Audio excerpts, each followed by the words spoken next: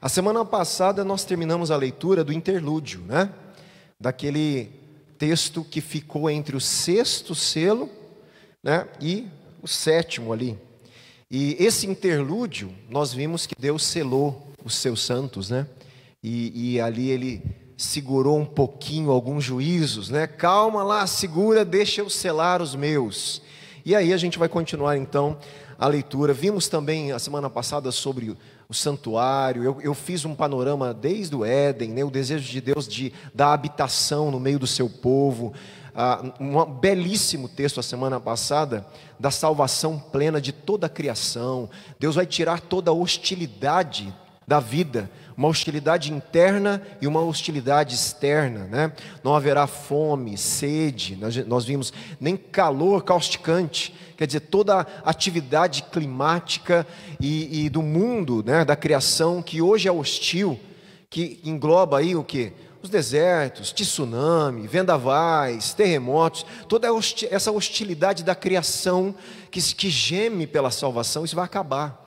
Por isso há uma recriação de Deus de todas as coisas, né? Então nós vimos isso a semana passada. Hoje vamos ler Apocalipse capítulo 8, do 1 ao 6, e eu retomo depois com os comentários aqui. Aqui nós vamos ver então uma introdução aos juízos das trombetas, tá? Então olha lá, do sétimo selo, depois vai começar então as trombetas. Quando o cordeiro quebrou o sétimo selo, houve silêncio no céu. Preste atenção aí nessa observação.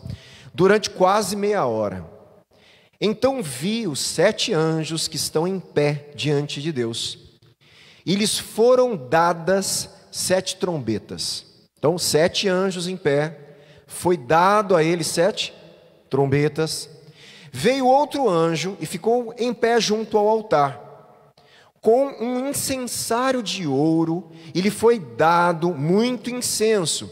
Presta atenção sempre nessa palavrinha, foi dado, edote, grego, lembra? Que é aquele passivo divino.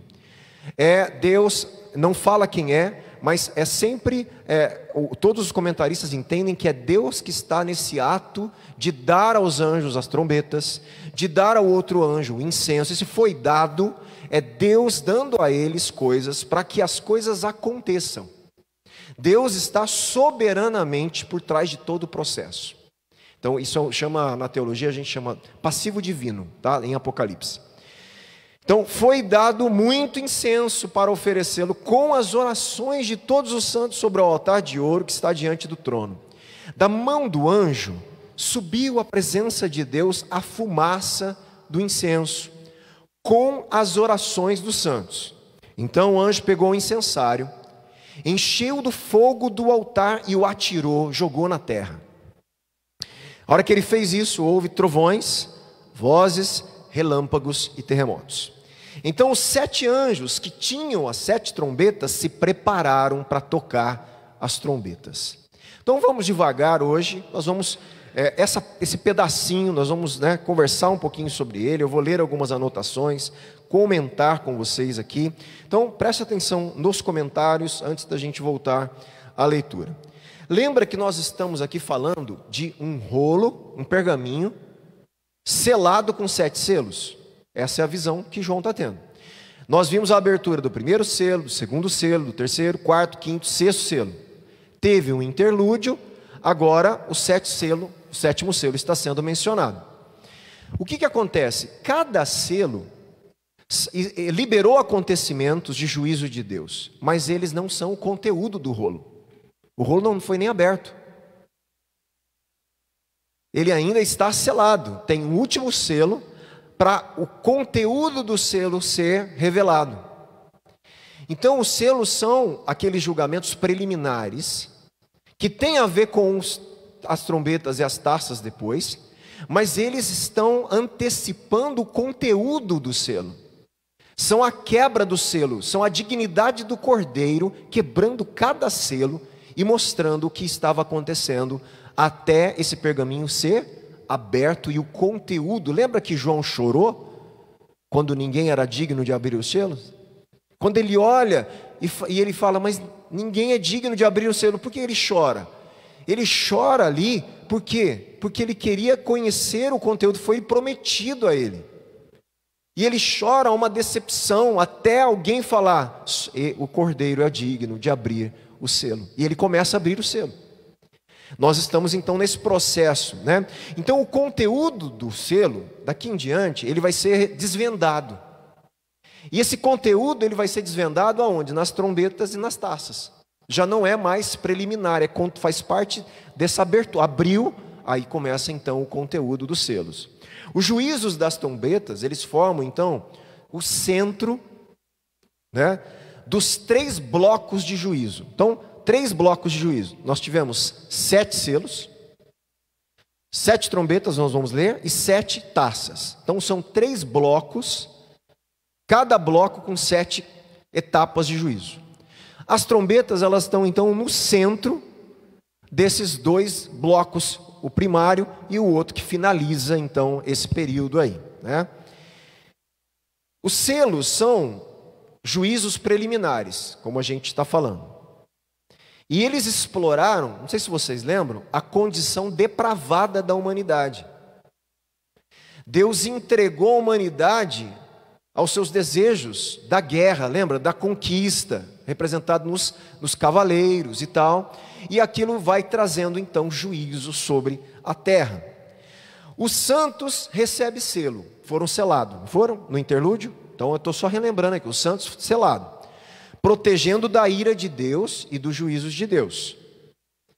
O silêncio no céu agora, que nós vamos ver, é uma muda, uma calada expectativa da ação de Deus, que não é somente derramamento da ira divina, mas também, a gente vai ver, é resposta de Deus às orações dos mártires. Deus começa a responder à oração imprecatória.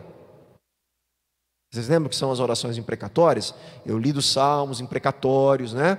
São salmos que pedem juízo de Deus sobre a maldade do homem por afrontar a vontade de Deus. E esses mártires, eles estão clamando: Deus, você lembra? Até quando o Senhor não vai julgar aqueles que tiraram a nossa vida? Que tiraram a nossa vida por quê? Porque nós anunciávamos o seu evangelho. E eles mataram a gente. Do jeito que Paulo, quando persegue a igreja, Jesus fala o que para ele? Paulo, você me persegue. O clamor pela justiça dos mártires é justamente isso. Deus, eles afrontaram o Senhor, porque a gente estava representando a sua mensagem. Até quando o Senhor vai suportar essa injustiça? Até quando? Espera um pouquinho, Deus fala, até que o número de mártires se complete. Agora nós vamos ver Deus respondendo à oração. E nós vamos ver isso no capítulo aqui que a gente vai ler, né? Há uma relação, depois a gente vai ver mais para frente, das trombetas com as taças. É complexo essa relação, até com os selos. Tem algumas coisas que parecem que se repetem em ciclo, como eu falei, mas não é igual. Existe, parece que uma intensificação do juízo, nós vamos ver, tá? Mas eles se conectam de alguma forma, né? Os 3 conjuntos de 7 juízos revelam que essas catástrofes não são provas, presta atenção, da ausência de Deus. Elas são sinais de sua vinda em juízo e salvação. Entendeu o que eu estou falando? As catástrofes que estão no livro de Apocalipse não são a ausência de Deus no mundo. Isso é um conceito muito difícil para a gente, né, entender, brasileiro. As catástrofes são Deus chegando e julgando e disciplinando com ira os habitantes da terra, pela rebelião que fizeram contra ele.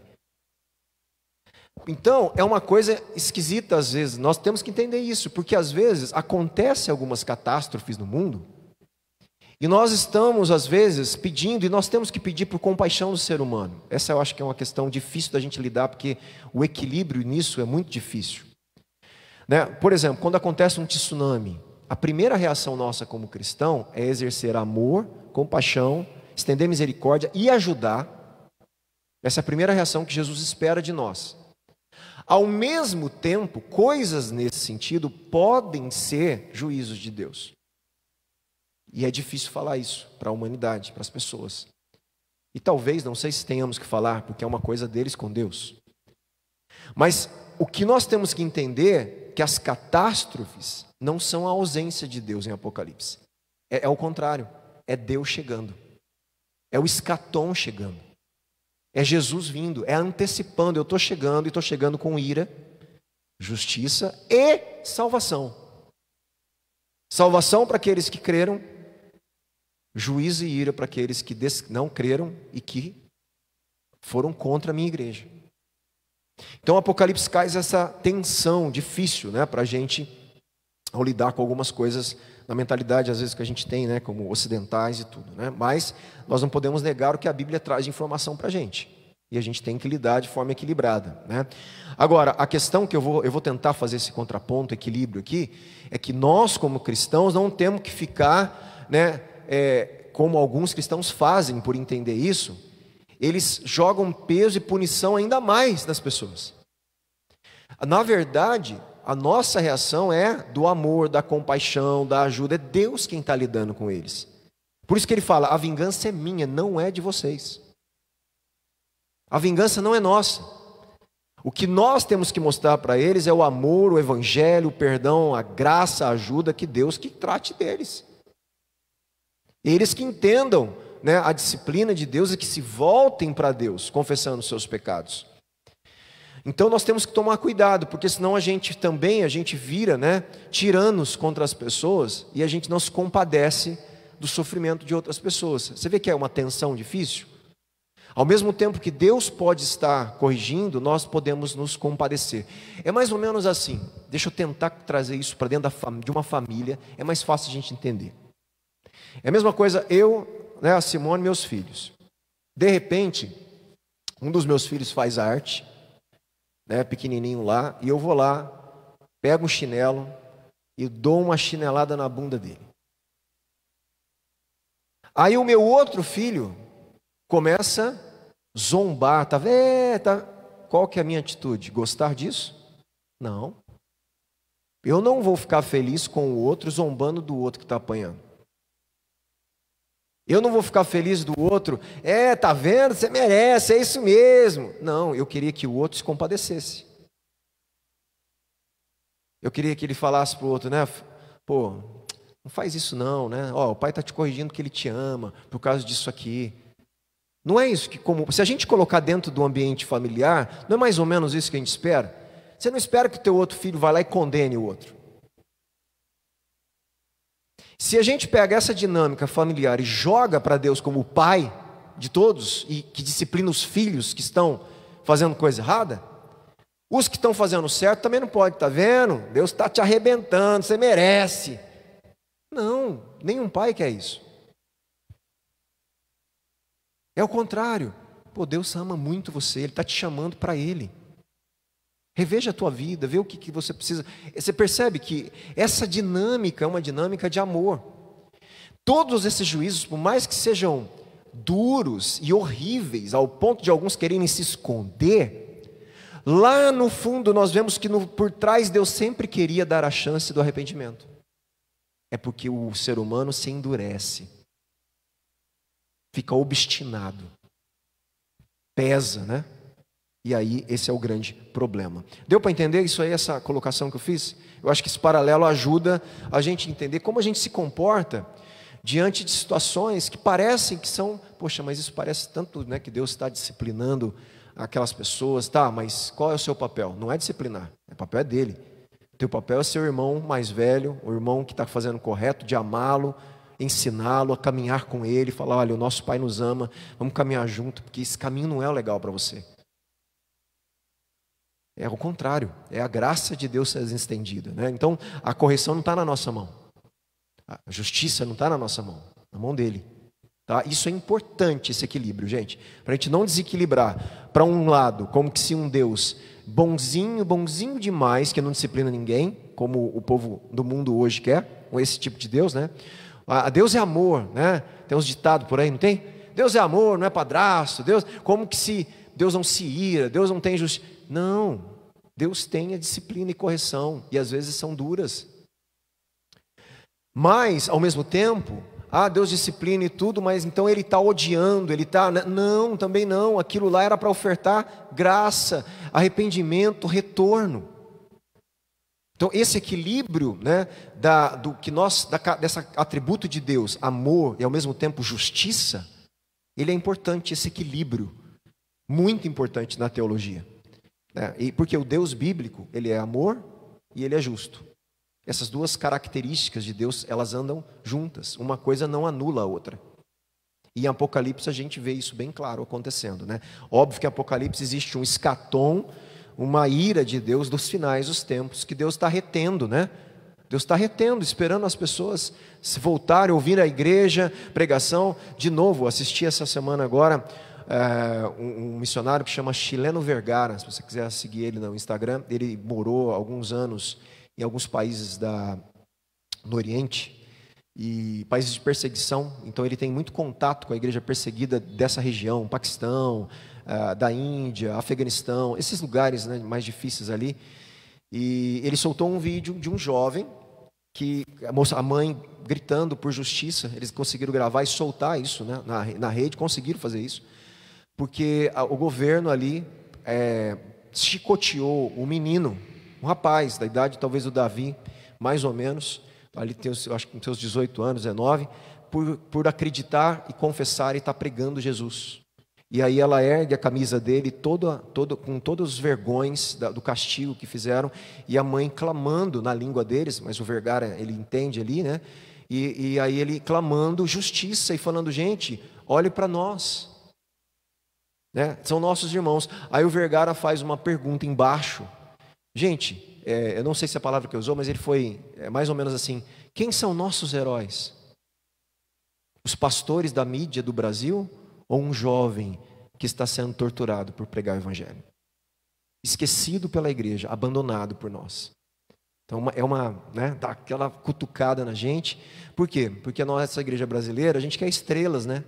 Pastores conhecidos, pastor que fala bonitinho, né? Que conforta o nosso ego, né? Que gosta, que massageia a gente.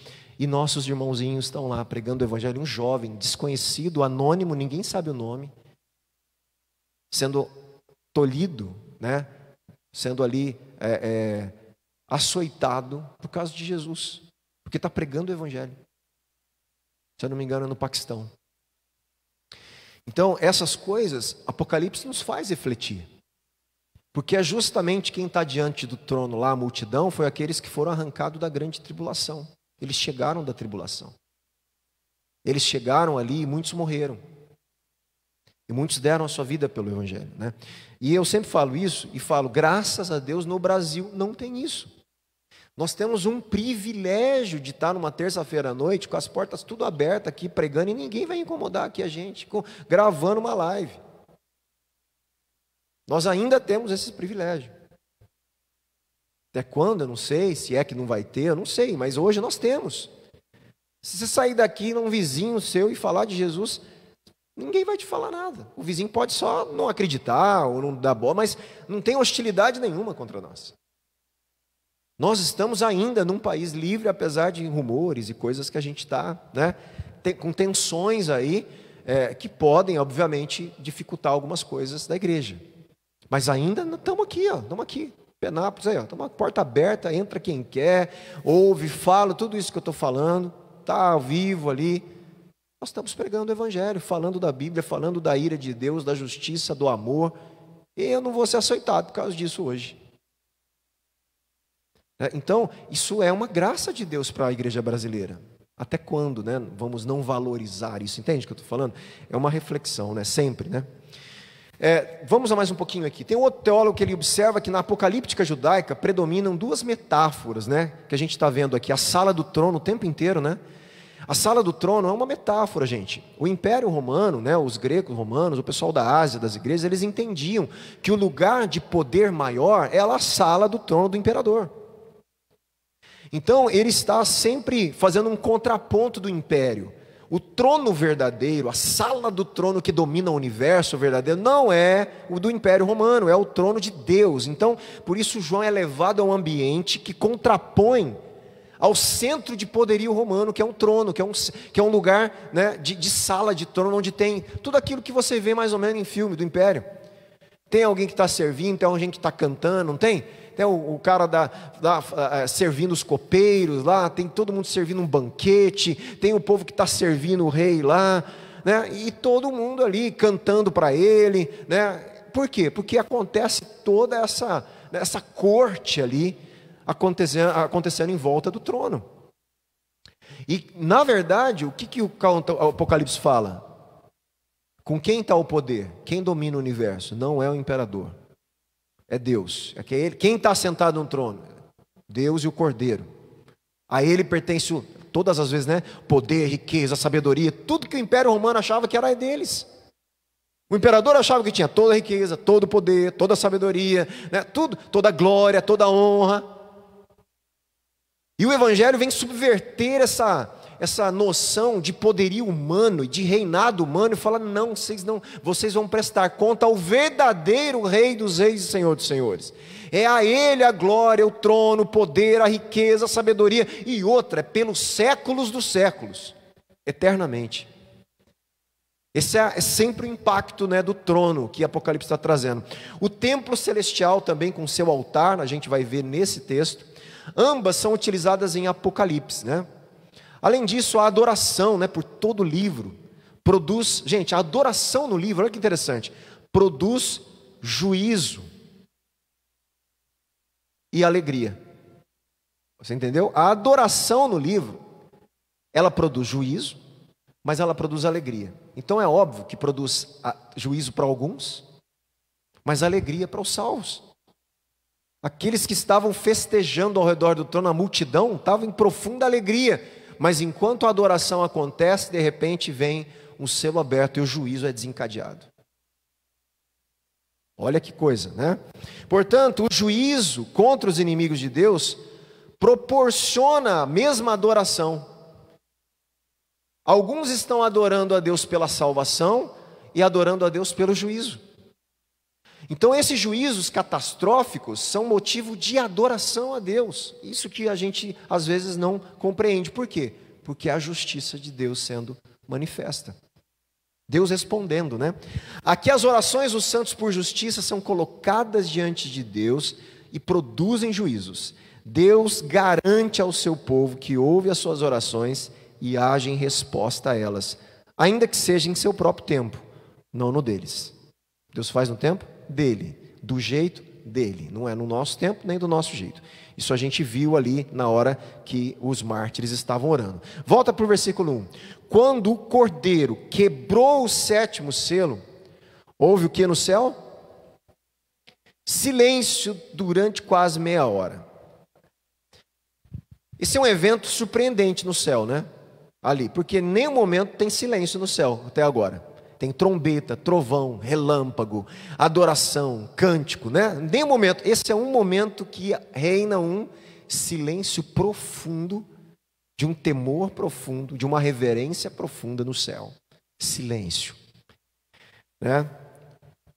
Nos outros, né? Como eu disse, as ações, né, dos anjos, tudo provocavam sempre rumores e outras coisas. Aqui há um silêncio dramático, né?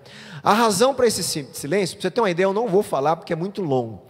Ó, eu listei aqui, só para você ter uma ideia, 9 interpretações de 9 teólogos diferentes para entender o silêncio no céu.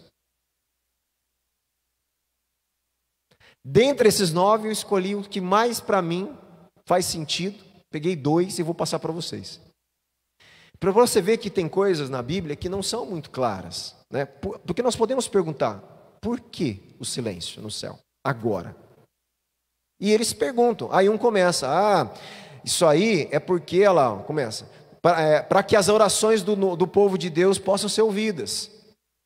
Para mim não faz muito sentido, mas alguém entende que é assim, tenta entender dessa. Aí o outro, sabe por quê? Porque é uma cessação temporária de revelação, então silêncio.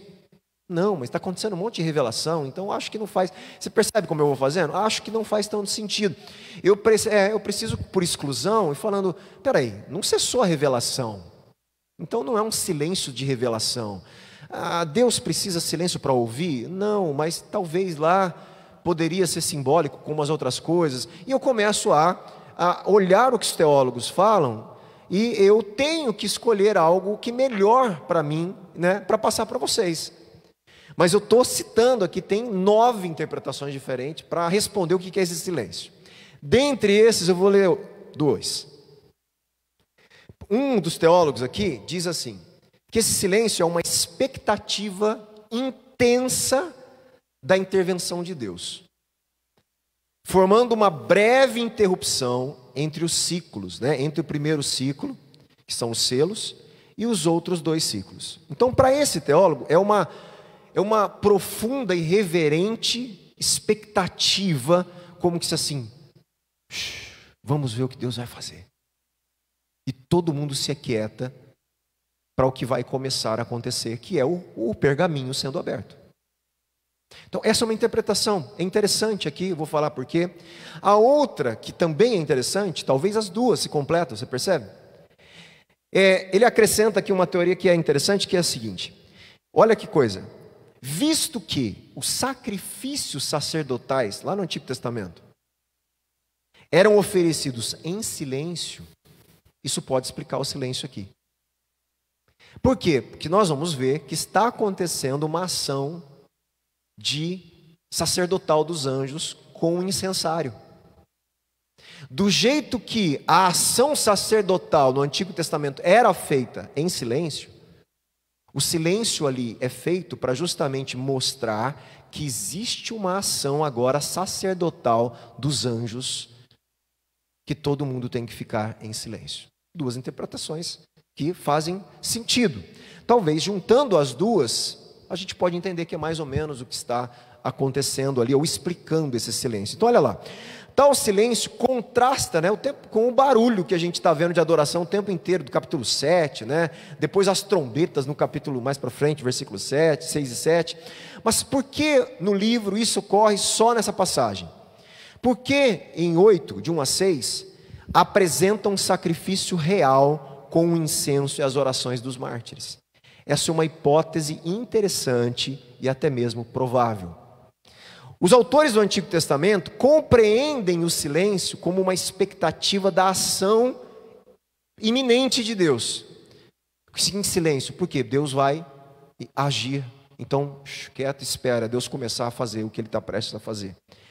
Como uma resposta, então, natural à onipotência divina, o silêncio também no Antigo Testamento era feito isso. O silêncio também no Antigo Testamento era por causa de pavor reverente à luz, né, de sua vinda em juízo. Então você tem o silêncio sendo usado no Antigo Testamento para algumas coisas. Silêncio na hora do serviço sacerdotal daquele momento. Silêncio diante da onipotência divina. Silêncio diante de um pavor de uma revelação de Deus. Tá? Então você tem alguns momentos. Tudo isso, o silêncio pode ali significar temor, ação sacerdotal, expectativa reverente. Então o silêncio pode ter toda essa significação aí.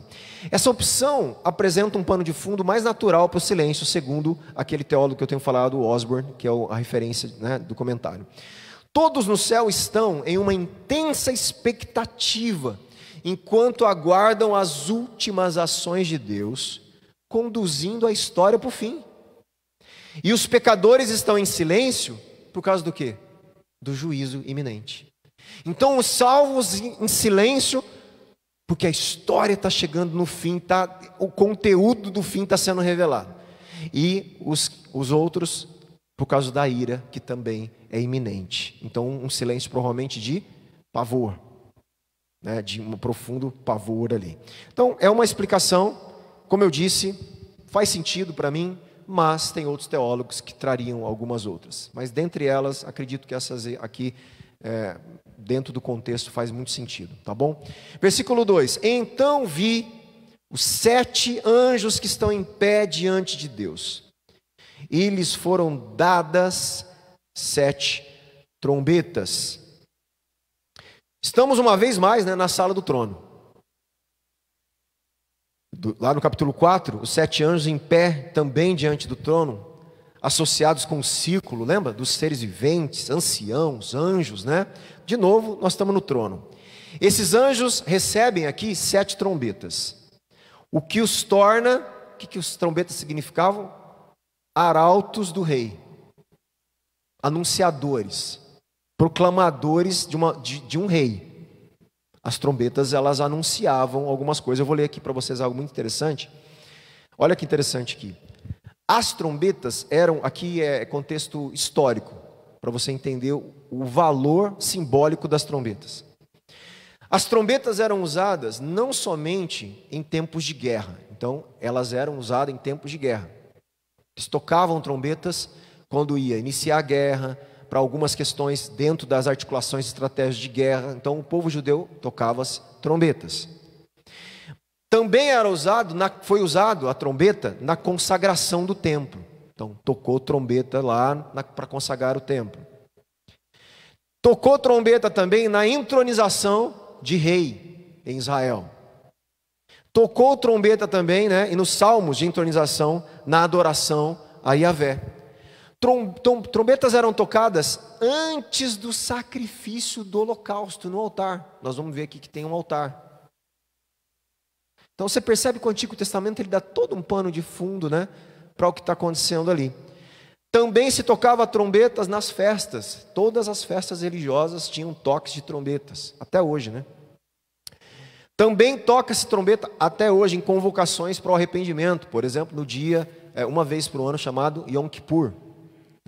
Também, inclusive, um chamado de toque de trombeta para ajuntamento para esse arrependimento.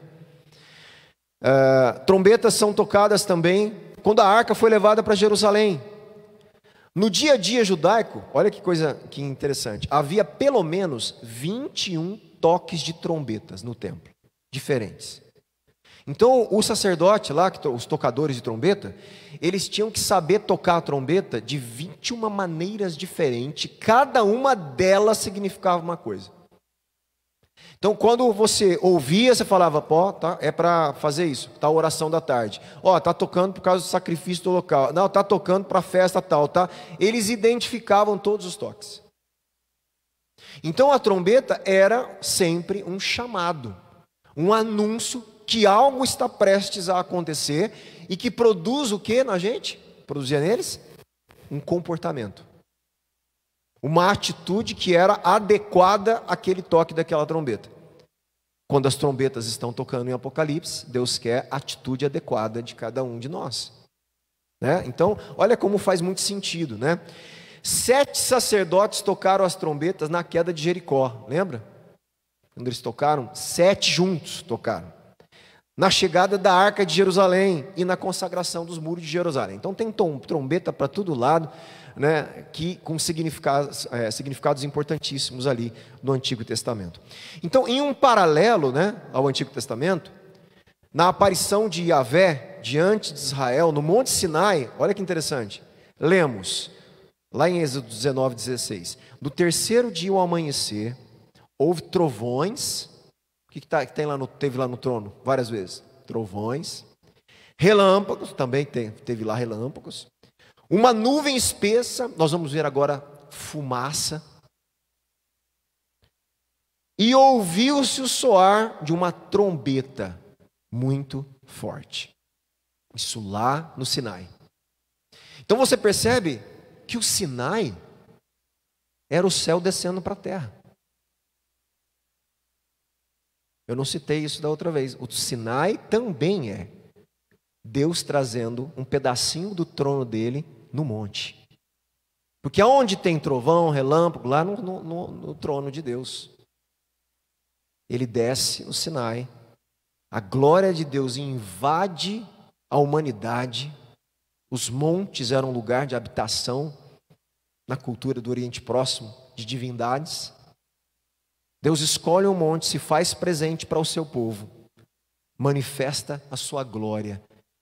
E as características que aparecem em Apocalipse estão lá no monte. Fumaça, relâmpago, trovão, som de trombeta. Isso tudo para mostrar para a gente, Deus não mudou o seu propósito. Lembra que eu falei semana passada? Deus não mudou de ideia. Deus não mudou. Todo o processo, desde o Éden até Apocalipse é Deus fazendo o que Ele sempre quis e vai fazer. Deus não mudou de ideia. É possível que esse texto seja base, para 7 trombetas que a gente está vendo agora aqui em Apocalipse. Versículo 3. Veio outro anjo, então tinha 7 anjos, com 7 trombetas. Veio outro anjo, ficou em pé junto ao altar, com um incensário de ouro, lhe foi dado muito incenso, para oferecê-lo com as orações de todos os santos sobre o altar de ouro que está diante do trono. Da mão do anjo subiu à presença de Deus a fumaça do incenso, com as orações dos santos. Então o anjo pegou o incensário, encheu do fogo do altar e atirou sobre a terra. Então o que está acontecendo ali? O cordeiro quebra o 7º selo, silêncio no céu, 7 anjos aparecem, 7 trombetas são dadas, um anjo aparece com incensário, com muito incenso que foi dado, junto com o incenso as orações dos santos. O que tem a ver com isso? Tem tudo a ver com as trombetas, as orações dos santos. Deus vai responder às orações dos santos. Entende? Aquele segura a onda lá, que Deus fala para os mártires, chegou a hora de Deus responder a oração dos mártires e da sua igreja. Aqui nós vamos também, mais aqui algumas questões. Tal altar, sem dúvida, que é o mesmo altar de ouro que vai aparecer no versículo à frente. Na visão apocalíptica desse livro, o altar no céu é uma junção de 2 altares. Gente, lá no Antigo Testamento tinha o altar de holocausto, no templo, e tinha um altar do incenso, próximo ao véu, lá dentro. Aqui no ambiente é um altar só que faz as 2 funções. É como se eles fossem compactados em um, e as funções acontecem em torno desse altar que está sendo colocado aqui. Em seguida, nós vemos esse anjo segurando um incensário de ouro, que faz referência ao incensário onde o incenso era colocado, lá no Antigo Testamento. Olha que interessante. Esse objeto era uma bacia feita de bronze, esse incensário, lá no tabernáculo. Ou de ouro no templo de Salomão, aberto na parte superior, usado para carregar brasas do altar de ofertas queimadas para apresentação de sacrifício. Então, novamente, nós temos algo que acontece no Antigo Testamento que está sendo reproduzido no trono. Entende isso? Tá? Davi, abre para mim aí Levítico 16, 12.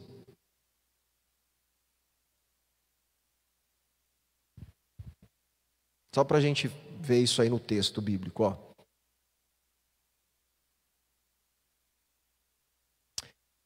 Pegará também de sobre o altar um incensário, olha lá, cheio de brasas de fogo. Mas não é exatamente o que está acontecendo no céu, mas aqui é os sacerdotes que fazem isso, lá os anjos, um anjo que está fazendo.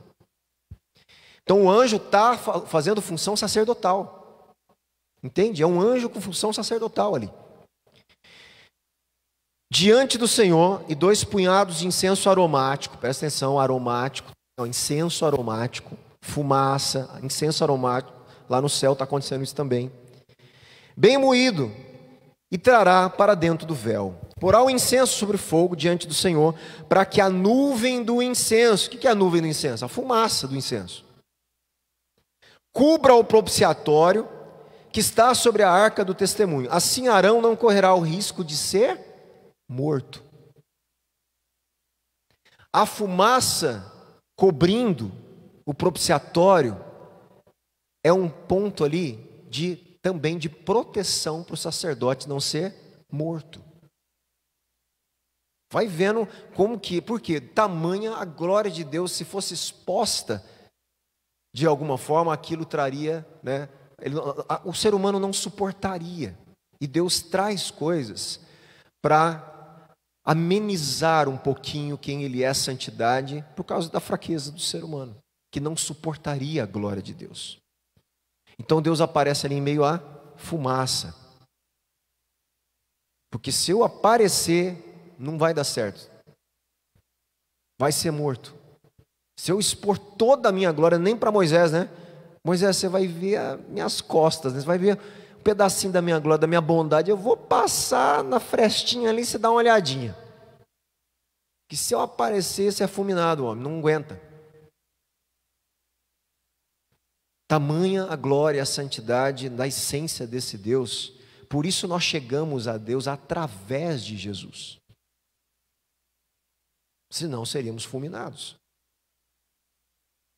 Por isso o medo dos profetas quando via a glória de Deus.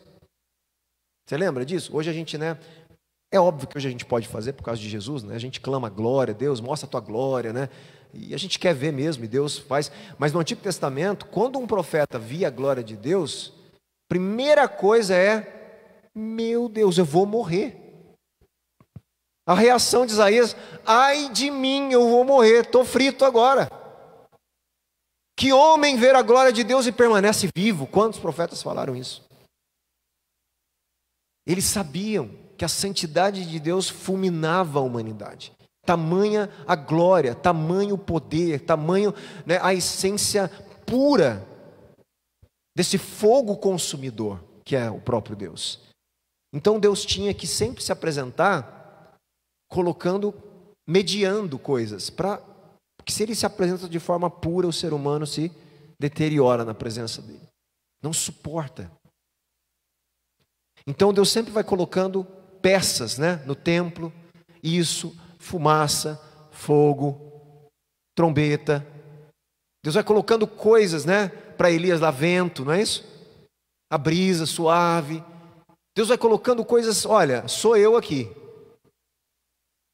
Mas não posso aparecer como eu sou em essência, senão você morre.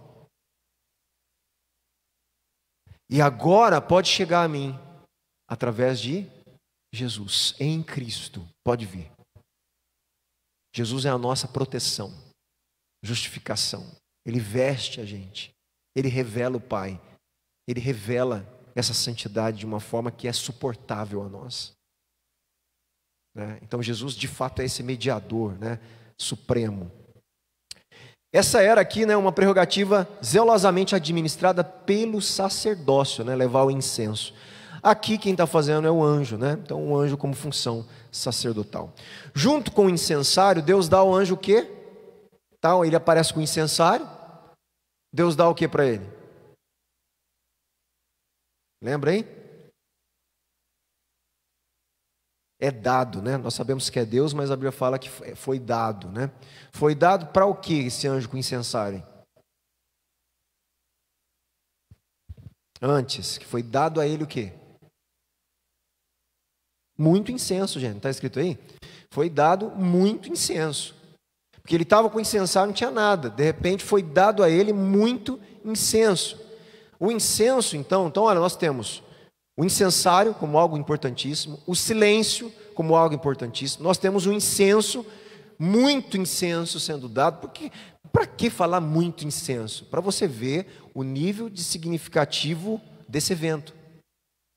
Muito incenso, há uma dinâmica muito grande sacerdotal do anjo nesse tempo que precede as trombetas. É muito incenso que eu estou dando aí.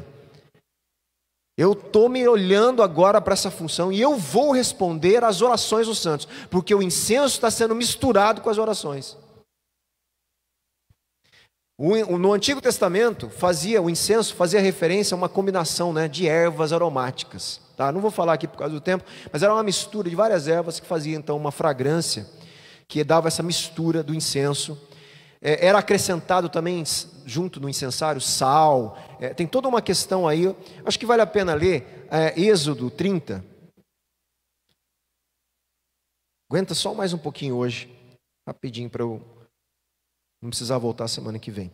Êxodo capítulo 30, versículo 34 diz assim: o Senhor disse a Moisés: pegue a mesma quantidade de substâncias aromáticas, estoraque, ônico, gálbano e incenso puro. Com isso faça incenso, perfume, olha só, perfume segundo a arte do perfumista, temperado com sal puro e santo. Moa uma parte desse incenso e coloque diante da arca do testemunho, na tenda do encontro, onde me encontrarei com você. O incenso era o ato de Deus estar ali junto e se encontrar um dos momentos, né? Esse incenso será coisa santíssima para vocês. Porém, o incenso que vocês farão, segundo a composição deste, não façam para seu uso pessoal. Santo será para o Senhor. Quem fizer incenso igual a este para cheirar, será eliminado do meio do povo. E ela vai ser morto. O que é meu, esse perfume é meu. Só pertence a mim. Eu não estou deixando você cheirar. Ele é meu, do meu culto, da minha presença. Esse é o incenso que eu quero. Porque eu vou cheirar de forma agradável o sacrifício e o louvor de vocês. A hora que eu sentir o cheiro, eu recebo como um aroma agradável. E Deus fala, põe muito incenso aí agora. Porque eu vou me deliciar com as orações dos santos. Elas vão me agradar. Vai ser perfume às minhas narinas. Gente, é isso. A oração que eles estão fazendo nesse momento vai cheirar muito bem para mim. É o que o incenso significa. Nós já vimos que ele também representava proteção, oração subindo, né? E o anjo então segura esse incenso aí, de forma muito bonita, fazendo esse paralelo com o Antigo Testamento, né? Então é uma expressão do favor de Deus às orações dos santos, tá certo? A fumaça também do incenso do Antigo Testamento era uma nuvem de fumaça que enchia o lugar inteirinho lá no lugar santo. Representava também aroma agradável dos sacrifícios oferecidos a Deus. Então o incenso, a fumaça que saía do incenso, era visualmente representado como o quê? Um aroma que subia daquilo e Deus se agradava. E é justamente isso que está acontecendo. E é justamente isso que Efésios fala, olha só, como oferta e sacrifício com aroma suave. Foi considerada a morte de Cristo. Oferta de aroma suave. Filipenses 4,18, aroma suave e como sacrifício aceitável e agradável a Deus. E é justamente o que está acontecendo agora. A fumaça é então a adoração, a aceitação de Deus, do monte de incenso, junto com as orações dos santos. Deus está deixando claro aqui, eu vou ouvir, de forma que me agrada profundamente as orações dos santos. Então o anjo pega o incensário, enche do fogo do altar e joga na terra. Esse jogar na terra é Deus iniciar a resposta às orações. Eu vou começar a responder. E quando ele faz isso, houve trovões, vozes, relâmpagos e terremotos. Então os 7 anjos que tinham as 7 trombetas se prepararam para tocar. A gente encerra aqui para a gente continuar daqui para frente. Eu quero depois só fazer mais uma observação semana que vem aqui, dessas orações, lembrar na verdade, para a gente conectar. Existiu uma oração que estava sendo feita no céu, na base do altar. Deus, até quando? Agora no altar, existe um anjo com incensário, recebendo muito incenso, que agrada a Deus, e Deus jogando, com as orações dos santos misturada do incenso, sobe de forma agradável, ele cheira como um perfume às suas narinas, as orações, que estavam sendo feitas na base do altar, e o anjo pega e joga na terra, como uma resposta. Eu agora estou respondendo, chegou a hora de eu responder a oração. E aí a gente vai continuar no toque das trombetas aí a semana que vem. Amém? Muito bom. Vamos orar? Vamos agradecer a Deus?